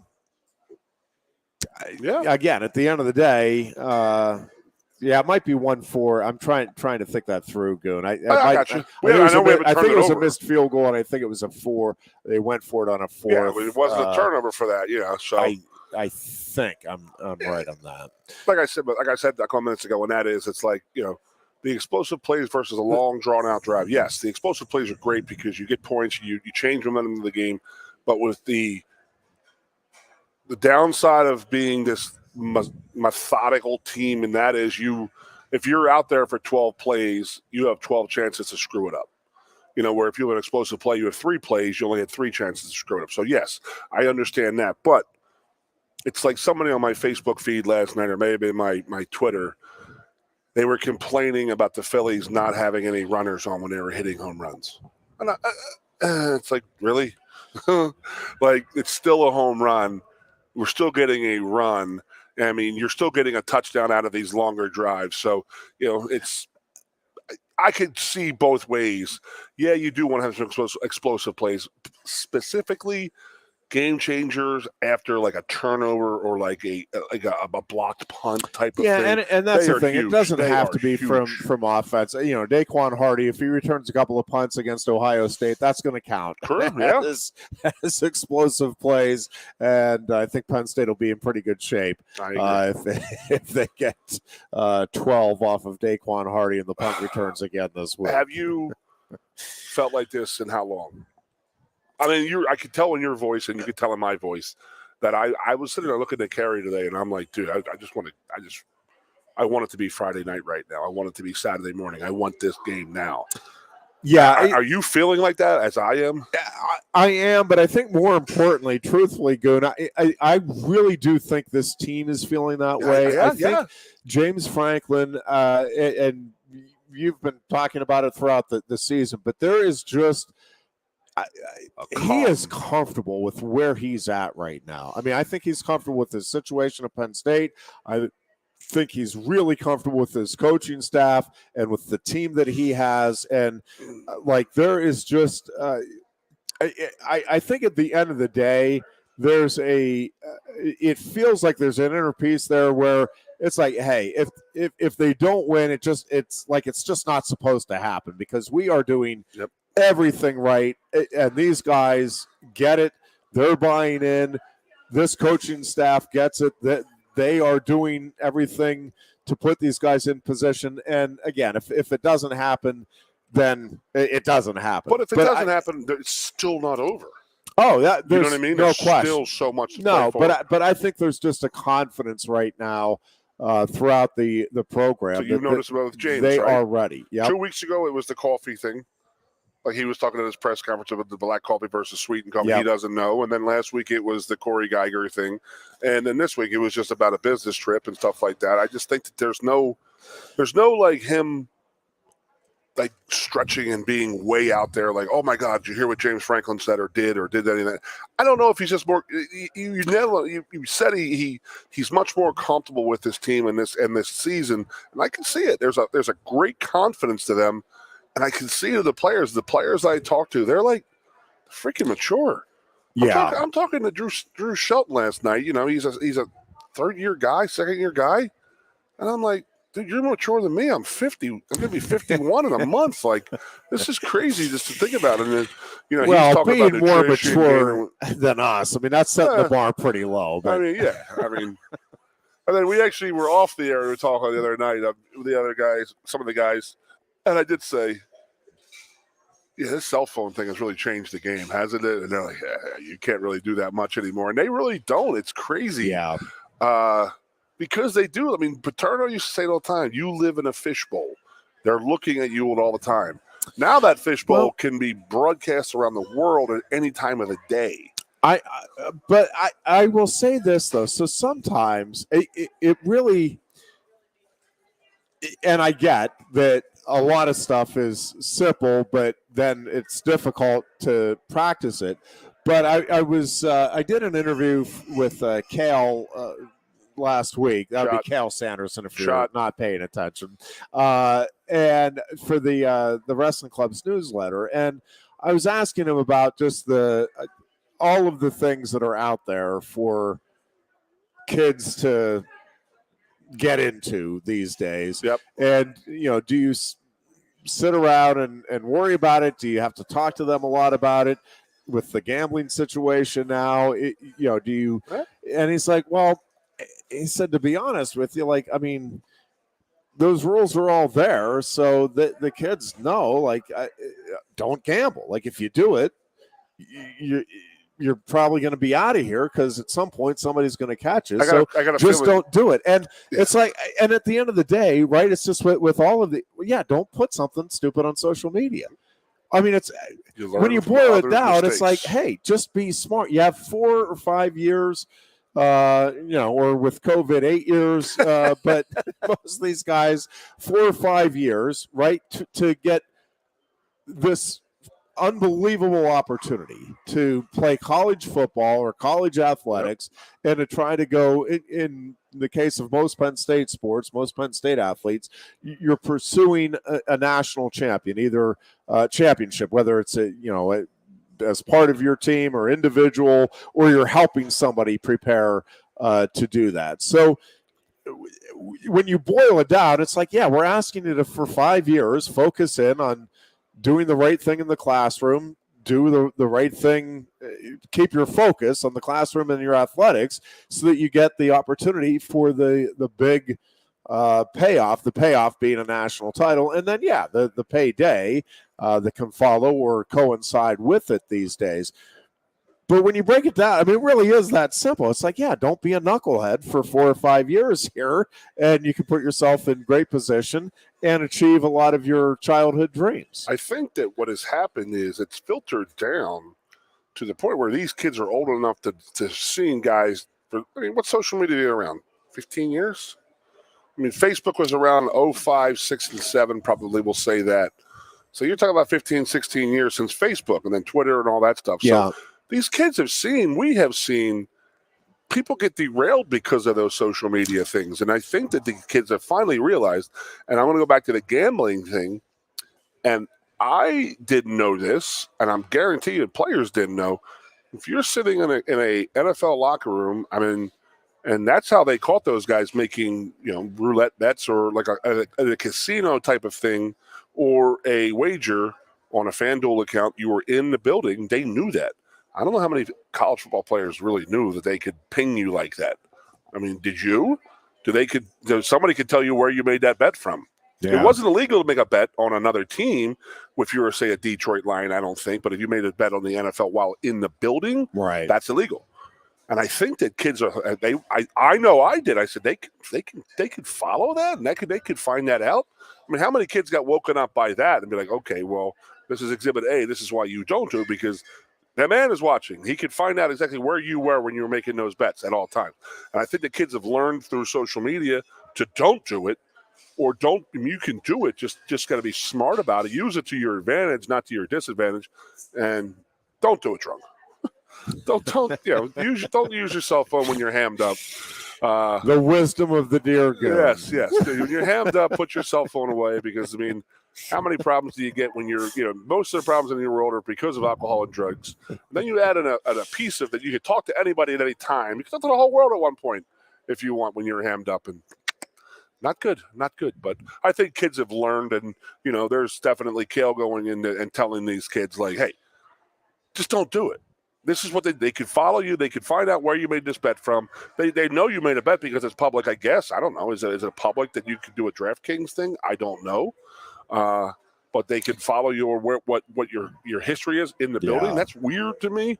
That's like the man is watching you. But I think that people realized after that first year and a half of NFL guys getting suspended, like, oh crap, I won't do this. Hopefully they're learning from past people's mistakes. Take a break here. A couple of other Penn State sports notes when we come back. And, we'll keep talking Penn State, Ohio State as we get ready for the showdown in Columbus on Saturday. You are locked into the Lion Country Kia Goon and Ironhead show. We are at Quaker Steak and Lube on this Tuesday afternoon. Coast into fall with a new Kia from Lion Country Kia. Right now, get a 24 Kia Seltos for 5.25% APR for up to 48 months. A new Sportage plug-in hybrid at 0.9% APR. Check out our 23 Sorrento hybrid for as low as 4.5% APR. And don't forget, all 2023 and 2024 Kias come with a 10-year, 100,000-mile limited warranty. Stop in and meet with one of our sales experts today and coast into fall at Lion Country Kia. We want to see you in a Kia. Since retiring, I have spent my time searching the countryside for the hottest wings in America. I always seem to end up disappointed. You call these hot? Back off, Luigi. Mamma mia. Look, hands it, busboy. Your wings suck! I knew I should have stuck with Quaker Steak's triple atomic wings. You think I'm tough enough?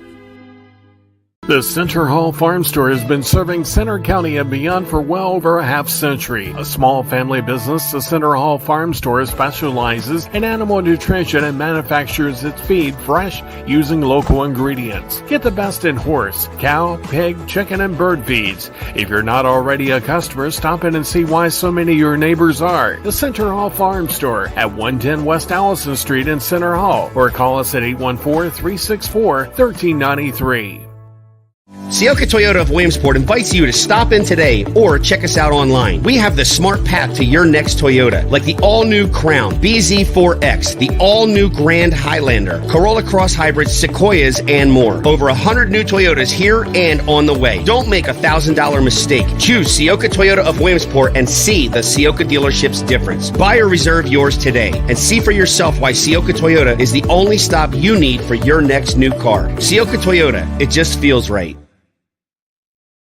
Ready to be part of something bigger? Come pave the road to success at Glen Baker and discover a career where your hard work and determination can build a bigger, better future. Our team believes we can build a stronger future together. Join us at Glen Baker, where we value teamwork on the field and on the job. Go to GOHcareers.com to apply. GOHcareers.com. And best of luck to all the Center County sports teams all season long from everyone at Glen Baker. The Goon and Ironhead.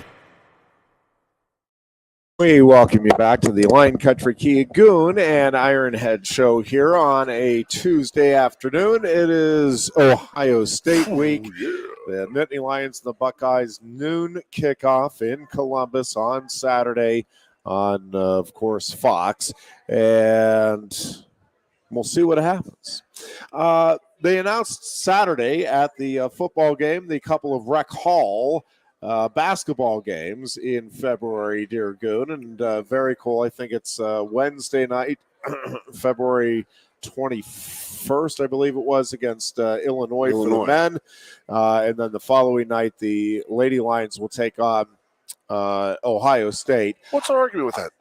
What's that? What's our argument with that? Our argument? Yeah. It's Wednesday night. Yeah, I just love the fact that they I do love that. are having games at Rec Hall. It is just I'm glad that these kids, both students that are fans and the student athletes, just get to experience that. I think that's part of why it is on a Wednesday and a Thursday night. Okay. Is you only have the whatever it is. I don't even know how many they can fit in there for basketball 7, now. 8? I don't think it'd be even 7. They're only able to get. With wrestling, you're able to get them down on the floor, and it's not 7. I'm guessing it's probably about 6,000 that they can actually, maybe 6,400. Ruckus. Maybe. You put 6,000 at Bryce Jordan's under. It's like so right. So I think just getting the students and the touties, and I mean there'll be people that'll come in, but I mean I think that's part.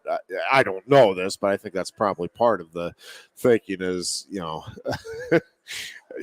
you're obviously eliminating some people that would like to attend, and that's obviously why you're at the Jordan Center and not Rec Hall anymore. But I'm glad they're doing it. I think it's a really neat opportunity. And they're doing the Palestra again. And it was cool that they announced it at the football game on Saturday. Also, Big Ten Network did release its wrestling schedule. It is impressive. There are 24 dual meets that the Big Ten Network will televise this winter. 24 matches that the Big Ten Network has. 7 of the 24 will involve Penn State, including Penn State and Lehigh, which will kick off the Big Ten schedule. That'll be December 3rd at Rec Hall, 2:00 start for Penn State and Lehigh. And then Penn State at Michigan will be also on the Big Ten Network. That'll be on January 19th, 6:00 start. Penn State at Maryland on January 28th. That'll be a noon start. And, of course, that's a good opportunity for Penn State to go to Maryland during the regular season. That is also where the Big Ten championships will be held this season. And, of course, the Big Ten championships will also be televised by the Big Ten Network. Yes, sir. And then Ohio State at Rec Hall, 6:30 start. The Penn State match at Iowa on February 9th, which will be a 9:00 start. Of course, the Monday night matchup with Rutgers, that is a 7:00 start for the Nittany Lions and the Scarlet Knights on February 12th at the Bryce Jordan Center. February 18th, the Nittany Lions and Nebraska. That'll be the Big Ten regular season finale for Penn State. That'll be a 4:00 start on that Sunday afternoon or Saturday afternoon. And then Penn State, Sunday afternoon. 18th. Yeah, that is Sunday afternoon. Then the 25th is the, not on the Big Ten Network. 25th will be the final duel of the season against Edinburgh. But again, the Big Ten Network will televise the Penn State matches with Lehigh, Michigan, Maryland, Ohio State, Iowa, Rutgers, and Nebraska. There we go. Pretty impressive. 2:00 Rec Hall match. Yep. 8:00 Big Ten final. There you go. Ooh, baby. The way it's supposed to be. I'm The way it you, is supposed to be. We are having a hell of a time getting a suite down in Kansas City. Yeah, I've heard that from a couple rather people. hard. So I'm sitting there. You just said the final, the Big Tens are at Maryland. I'm like, well, that may replace the trip then. It might be a little easier for us to go down to Maryland. Yeah. And then save a couple shekels by not going down to Kansas City and getting fleeced down there. There's some guy. I don't know what it is. I don't know enough about it. I just know that I usually get invited to it, but they're like, well, we may not be going this year because it's so hard to get in suites and tickets right now. I don't know. You monitor the message boards more than I do.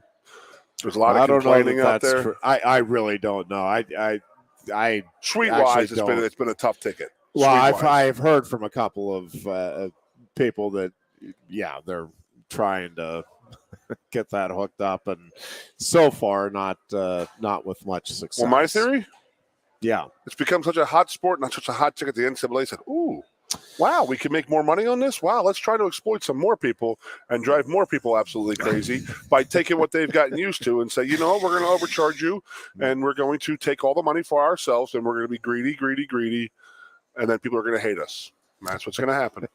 You want to grow the sport, but you're going to get rid of your most loyal people. Did watch a good bit too. It was really the first time this season that I've had a chance to, and I had a chance to watch a good bit of the Penn State Nebraska women's volleyball match, and I was also doing a lot of. It was a very busy night with the television clicker on Saturday night. There was a lot going on, and it was a lot of fun. To try to watch as much, but we just have the one TV in our house, so I'm flipping all over the place. But I did watch a good bit of the Penn State Nebraska match, and it is one. Listen, Nebraska is obviously very good, and that is a really tough place to play in. And it was a great crowd. I actually thought I know they got swept, and I guess you can't say it was a great showing when you get swept, but I actually thought Penn State did a really nice job hanging in there and giving themselves a chance to win, especially in those first couple. It just felt like it could have easily gone to 4 or 5, and again with the scoring the way it is these days, it is. It is tough, to climb your way back in. But Penn State actually did in that first. I think they got down to 5 or 6-0, and then it kind of Penn State got back in it, and then Nebraska got on a little bit of a roll at the end, and actually seemed like Penn State was on its way to a win in the second game, and then Nebraska again kind of same thing, just got on a roll there and was able to ride that to the victory. But I actually came away pretty impressed with Penn State, to be honest with you, even in the straight sets loss to Nebraska on Saturday night. Also, just did want to mention that the women's soccer team, and soccer is one of those sports where it's like hockey. Like, you can completely outplay somebody and lose the game. Like, you can have 25-5 shots, and they get one really good shot and the goalkeeper is hot or whatever. I mean, it is not always a sport where the dominating team actually ends up winning, but it does feel like that Penn State women's soccer team has a shot to be national champion good again this year. What Erica Dombach has put together with that program, again, they're probably one of 10, 12 teams that could win it if you get on a roll and you get a couple of bounces going your way in the postseason. But boy, do I enjoy watching that team and the way they're performing, and they're just very consistent again this season. I enjoy her. Erica is just she's a great remarkable person to talk to, hang out with, and stuff. I mean, and she has that team. They're playing tough. They are physically a tough team, mentally a very, very strong team. And I think they take right up to her. She's tough as nails, and she's like, ready to drop of a hat. She'll ready to go. She'll go at you. But at the same time, she's always cool, calm, and collected. Hell of a coach. She's doing a great job. I mean, again, I look at her and it's just like what she has done. I mean, how is she not completely elevated in like the soccer world, which she probably is. I just don't know about the soccer world that much. So she's revered that much. I know people that know her a lot better. I mean, I know her well, but I know people who are actually like her neighbors and stuff like that. And they're like, she's amazing. And, her husband is just one of the great guys on this earth too. So Jason's a great guy and a hell of a couple. And, watching their team play, I've watched them once in a while, and it's just like they're tough, methodical, and they're fun to watch. They are a fun watch. There's no doubt about that. Yeah, and then we got, you talk about the wrestling or the basketball rec hall, and we have, they announced that 2 weeks ago they're going to go back down to Philadelphia and play Michigan, I believe, right? Michigan at noon on a Sunday at the Palestra, and I've gone to many of these games if they were Saturday. The Sunday thing, it's just like, it doesn't work for me. I don't know what it was. I forget when I did the game last year was like the students weren't back in town yet, so They had me back to school Monday, so they had to. It didn't have the same feel. But I'm interested to see how that game would feel against a team like Michigan. Because it's Michigan, obviously, so you're gonna go balls out there, and that is a great place to play. But it's just like Rec Hall, so I suspect the same type of thing with the basketball team. And I like Coach Rhodes. I like what he's doing. I spoke with him again twice last week, and I really, really, really like this hire. Yeah. I really do. I do too. He wants to be here. He likes it here. He wants to take this place to the next level, and I think he has the right staff, and so much of it starts with the hires that you make there. And I just think I like the staff as a whole. Joe Crispin to me is such a key component, though, to be a driving force to get this program to that next level consistently. And yeah, I'm with you. I'm really excited to see what the team does this year, but what the program is able to sustain over the course of the next decade. I think it has a chance to be something pretty special. And I think when you throw that in with the fall sports success that Penn State has been known for a while, and the men's soccer program is back in the mix here on the national stage. Yep. So I think that now you throw in obviously wrestling, but hockey, and now hopefully men's and women's basketball. The gymnastics teams, men's has always been a force. It feels like the women's team is getting closer to kind of breaking into the upper echelon there in women's gymnastics. And, I think the spring sports are coming. Lacrosse programs are there. Yep. But I think, it is. It's exciting times to be around Penn State athletics. A couple things. Just want to go back to the past weekend. That Oregon-Washington game is that is about as good as college football gets. That was good. Really good stuff. How beautiful is that stadium? And it is. It's just a neat place. Neat setting for of college the four football. new Big Ten teams coming in, I am looking most forward to that trip. I think I'm probably with you on that. It's just beautiful. Puget Sound right there. The boats pull right up. I mean, you got to do it right. You got to go on a boat, right? Yeah. You can't just drive up there in a car. You got to go on a boat. Yeah. You Winnebago, Schmego. You got to have a boat. You're going to go on that trip. I got to work on some people to get out there, get some boats out there. So. The other thing is, I will say, I think that is the most impressive the Steelers' offense has looked this season on Sunday. That's your third. That's your third one. When you mentioned the Steelers, that should be what people have to do a shot too. We haven't mentioned mine. I think that was their most consistent performance anyway. Kenny Pickett was flawless. Season. The Steelers, of course, did have the bye week. It was not a great bye week for the Steelers. Everybody else in the division won.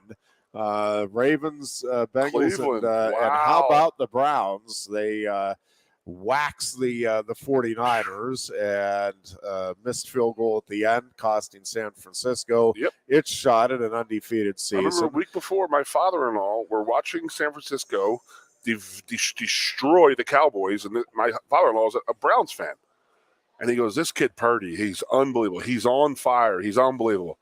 He stunk this past week. He was I was thinking about it. If somebody was telling you, you've got to check out this Caleb Williams. He is the talk of college football, returning Heisman, and this Brock Purdy is the talk of the NFL. And you turned in and watched those two games, like, okay, this idiot.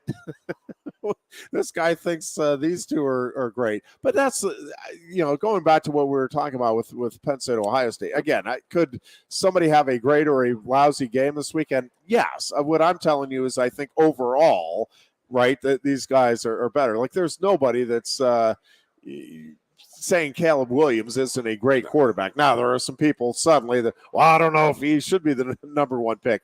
He should be. Okay. He's going to be. Yes, and he will be. He had an off game. It happens, kids. And all credit to Notre Dame, and it was a very well executed plan, and the Fighting Irish were unquestionably the better team. And yeah, Caleb Williams had an off day, as did Brock Purdy. And the thing is, with Purdy's off day, Goon, and listen, I was busy. I don't know how badly the Eagles won, but Philadelphia is now the only undefeated team in the NFL.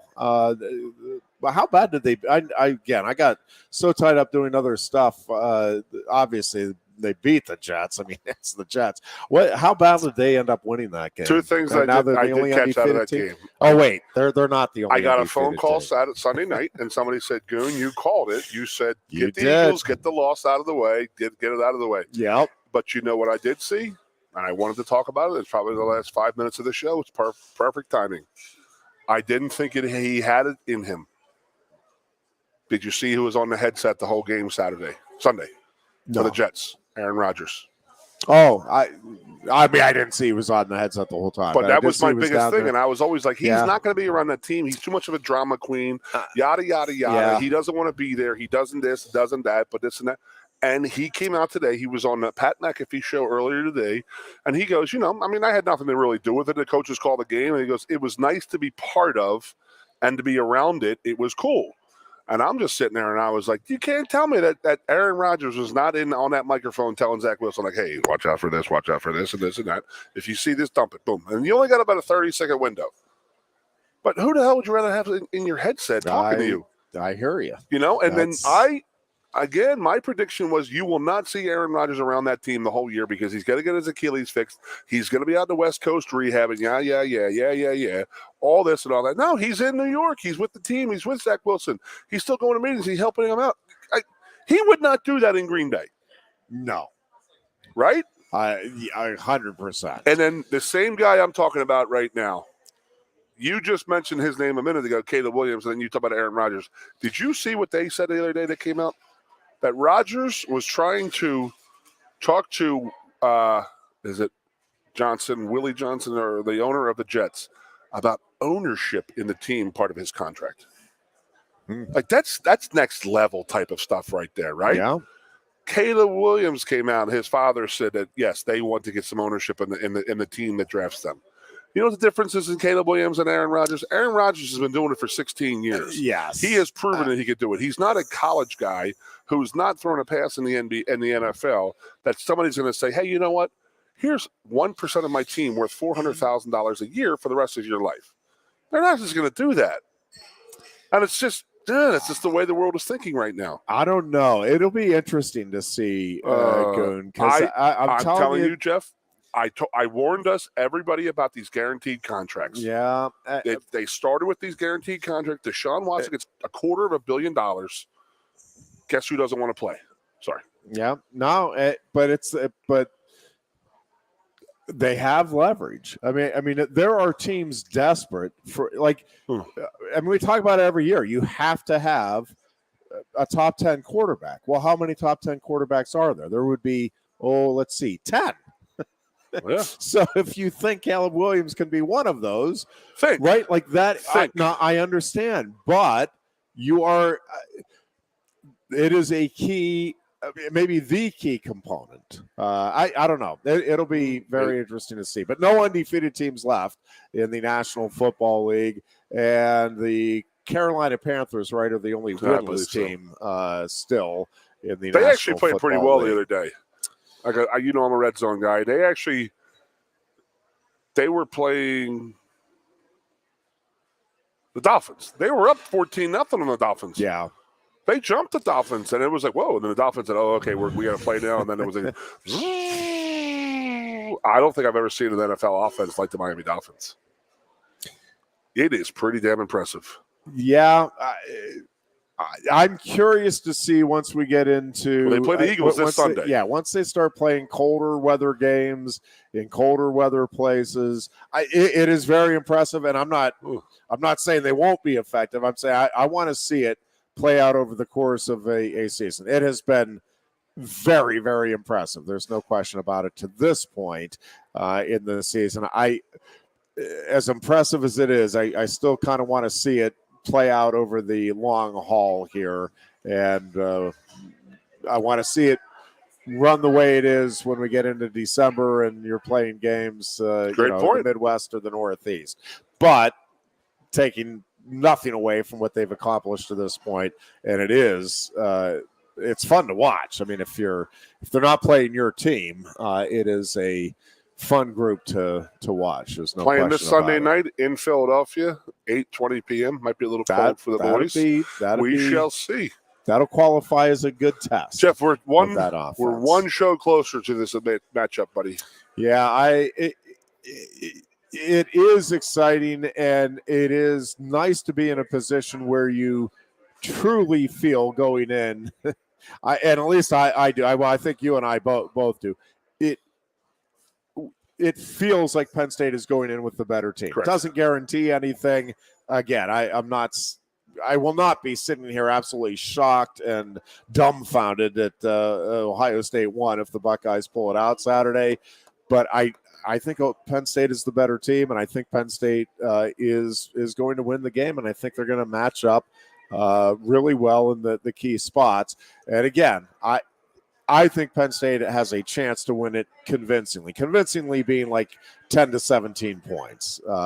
Again, I'm not expecting a crazy blowout. We will talk much more about the big game on Thursday when we are back with another edition of the Lion Country Kia Goon and Ironhead Show.